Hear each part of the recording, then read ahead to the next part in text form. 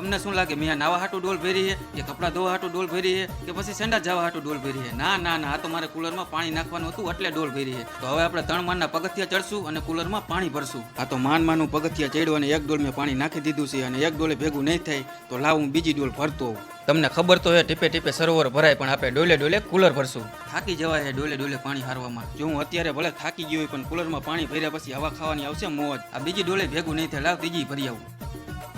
કેટલા પગથિયા ચડવાના મિત્રો તમે જોવો ને. હાલ ત્રીજી ડોલે નાખી દો. હવે આ છેલ્લી ડોલ નાખી દઈ, કેમ કે હવે તમે કંટાળી ગયા હશો. હવે જેટલું ભરાણું એટલું ભરાણું. હવે એને હવા ખાઈ લે ચાલુ કરી દી ફટાફટ. કુલર સામે આપણે ઠંડી ઠંડી હવા ખાઈશું. આટલી બધી ગરમી મને કાં થાય છે, આને કાં નથી થતી? હા હવે ખબર પડી, કુલર એ બાજુ હતું, આ બાજુ ફરી જા મારા કલેજા. એને ભલે ગરમી થતી હોય આપણે હોઈ જાય. એટલે મારું મોઢું કેમ ભીનું થઈ ગયું? વરસાદ આવ્યો કે શું? ને કુલર કોને ફેરવ્યું? दरिया ने